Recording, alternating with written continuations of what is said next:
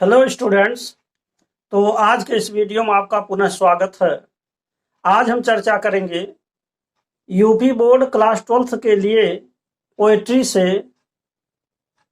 9 lesson 9वां पाठ stopping by woods on a snowy evening. तो जिसका हिंदी में रूपांतरण होगा, हिंदी में अर्थ होगा कि एक बर्फीली शाम को एक जंगल के पास में ठहराओ। इस कविता को लिखने वाले कवि का नाम है रॉबर्ट फ्रॉस्ट और जिनका जन्म 1874 ईस्वी में हुआ था और जबकि इनकी मृत्यु 1963 ईस्वी में हो गई थी। तो इस कविता के माध्यम से जो कवि हैं वह यह बताना चाहते हैं कि सचमुच में वह अपने घोड़े पर सवार होकर के और कहीं जा रहे हैं और रास्ते में एक ऐसा उनको वन मिलता है, एक ऐसा जंगल मिलता है जो कि वहाँ पर बर्फ की नदियाँ बह रही हैं और बर्फ से इतना ज़्यादा बर्फ गिर रहे हैं और इतना मौसम ठंड है कि सचमुच में कवि वहाँ पर विश्राम करना चाहता है। अर्थात वह वास्तव में इतना कड़ाके की ठंड है, सर्द है, जिसके वजह से उसे ऐसा लगता है कि शायद उसे आराम कर लेना चाहिए या अब रुक जाना चाहिए और आगे नहीं जाना चाहिए। लेकिन इसके बावजूद भी कवि अपने अंतिम पंक्तियों में इस कविता के अंतिम 2 पंक्तियों में 2 अर्थी बात किया है। अर्थात एक तो ये कहते हैं जैसे and miles to go before I sleep, and miles to go before I sleep. तो इसका 2 अर्थ है और वास्तव में इसके 2 अर्थ क्या हैं। एक तरफ से कवि वास्तव में आराम करना चाहता है और दूसरी तरफ से यहाँ मृत्यु की तरफ संकेत है कि कवि इतना ज़्यादा ठंड से प्रभावित है कि सचमुच में अब वो आगे नहीं जा सकता। उसे ऐसा लगता है कि अब वो जी नहीं पाएगा, वो मर जाएगा।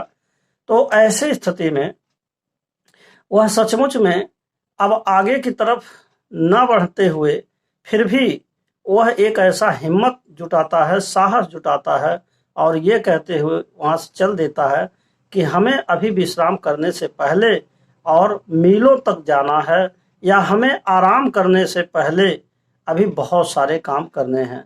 तो यहाँ पर इस कविता से एक जो विशेष प्रकार का मैसेज सामने आता है वो ये आता है कि हमें धैर्य नहीं खोना चाहिए और धैर्य ही हमारी रक्षा करती है। तो आइए अब हम देखते हैं पोएम्स के बारे में। तो इसमें पोएम में कवि ने क्या कहा हुआ है आप यहाँ से देख सकते हैं। तो कवि कहना चाहता है कि whose woods these are I think, मैं सोचता हूँ कि ये वन किसके हैं।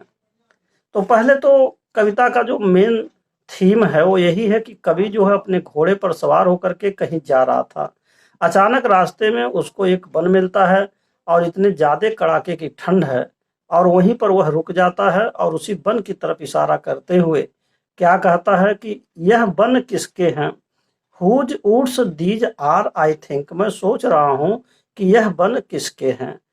और तुरंत ही फिर कवि कहता है कि आई नो, मैं जान भी रहा हूँ।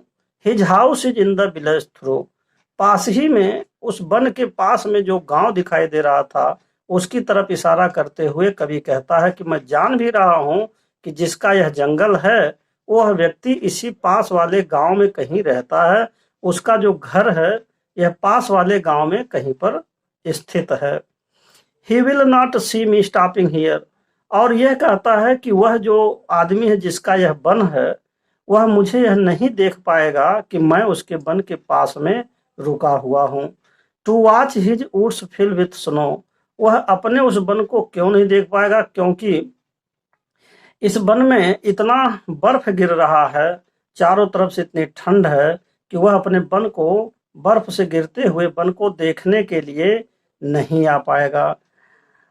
अब आगे एक बात ये कहता है कवि कि my little horse must think it queer, और कवि जो है अब अपने घोड़े के बारे में सोचता है और ये कहता है कि मेरा यह छोटा सा जो घोड़ा है वह भी यह सोच करके आश्चर्य कर रहा होगा to stop without a farm house near, कि यहाँ पर कोई भी ठहरने के लिए अस्तबल नहीं है, फार्म हाउस नहीं है। घोड़ों को जहाँ ठहराया जाता है उसे अस्तबल कहते हैं हिंदी में, और जबकि अंग्रेजी में यहाँ फार्म हाउस दिया हुआ है। तो यहाँ पर कोई अस्तबल भी नहीं है कि जहाँ मैं ठहर सकूं। और कवि कहना चाहता है कि उसका घोड़ा आश्चर्य कर रहा होगा कि यहाँ पर कवि क्यों रुका हुआ है। और to stop without a farm house near between the woods and frozen lake, आखिर में इतना भयंकर यहाँ जंगलों में और जहाँ बर्फ की नदियां बह रही हैं, झील बह रहे हैं, और ऐसे में यहाँ पर रुकना ये जो है ठीक नहीं है। तो घोड़ा भी आश्चर्य कर रहा होगा। The darkest evening of the year, और घोड़ा यह भी सोच रहा होगा कि ये शायद पूरे साल का सबसे ज़्यादा जो है यह पहला अवसर है कि यह शाम का वक्त है, पूरे वर्ष में ऐसा नहीं हुआ, यह पूरे साल भर में पहला अवसर है जो इस तरह का सायंकाल के समय हो रहा है कि हमको यहाँ इस ठंड में, कड़ाके की ठंड में, जहाँ बर्फीली शाम है, यहाँ रुकना पड़ रहा है। तो इस तरीके से अब आप आगे देखिए। नेक्स्ट है, इसीलिए जो कवि है the dark he gives his harness bells a shake, तो घोड़े के गले में एक घंटी लगी हुई है और कवि उस घंटी को हिलाते हुए उसे हिलाता है। टू आस्क, यह पूछना चाहता है, if there is some mistake, कि क्या उससे कुछ गलती हो रही है। कहने का मतलब यह है, कवि अपने घोड़े के गले में लगे हुए घंटी से भी यह जानना चाहता है कि उसकी क्या राय है। तो the only other sounds the sweep of easy wind and downy flake, और फिर क्या होता है, उस घंटी से निकली हुई जो आवाज है वह आवाज हवा के साथ मिल करके और बहते हुए वह जहाँ पर फ्लेक माने जो झील यानी नदियां बह रही हैं नीचे की तरफ, उधर की तरफ वह इशारा करता है। कहने का मतलब ये है, कवि यह कहना चाहता है कि जब वह अपने घोड़े के गले में लगे हुए घंटी को बजाता है और ये पूछने की कोशिश करता है कि क्या उससे कुछ गलती तो नहीं हुआ है, to ask if there is some mistake, कुछ उससे गलती तो नहीं हो गया है। तो ऐसे स्थिति में जो उस घंटी की आवाज है, वह घंटी की आवाज क्या इशारा करती है, हवा के साथ बहते हुए वह उस तरफ जाती है जहां पर बर्फ की नदियां गिर रही हैं नीचे की ओर, और उधर की तरफ इशारा करती हैं। अर्थात इसके कहने का मतलब है कि हवा घंटी की आवाज भी कह रही कि भाई इतनी ठंड है और इस ठंड में आप यहाँ क्यों रुके हुए हैं।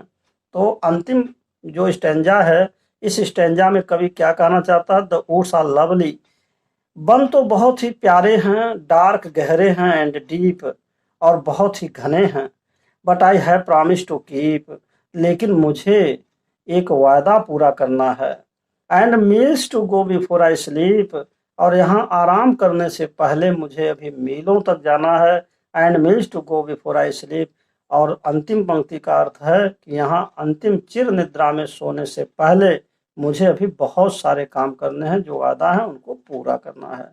तो इस प्रकार से and miles to go before I sleep का मतलब है वहाँ रुकना या ठहरने से है, आराम करने से है, और अंतिम निद्रा यानी कि मौत की जो निद्रा होती है, मृत्यु की जो निद्रा होती है, चिर निद्रा जिसे कहते हैं, जो हमेशा के लिए होती है, उस निद्रा की भी बात इसमें कवि कह दिया है। अर्थात कि वहाँ रुकना या हिम्मत हार जाना मरने के समान है, इसलिए वो उसे अभी बहुत सारे काम करने हैं, कुछ वादा है उसे पूरा करना है, इसलिए कवि वहाँ से चल देता है। तो इस प्रकार इस पोयम का जो हिंदी रूपांतरण था मैंने आपको बता दिया, और मुझे आशा है कि आप इस बात को समझ भी गए होंगे। एक एक लाइन में जो शब्द आए हैं उसका अर्थ हमने आपको समझा दिया है। और अंत में मैं आपसे यही कहूँगा कि यदि आपको ये वीडियो पसंद आ रहा है तो कृपया मेरे इस चैनल को सब्सक्राइब अवश्य कर दें, साथ ही साथ बेल आइकन भी प्रेस कर दें, जिससे कि जो भी नए नए वीडियोज मैं बनाऊं उसका नोटिफिकेशन आप तक पहले पहुंच सके और आप उसका लाभ उठा सके। And finally thanks for watching this video.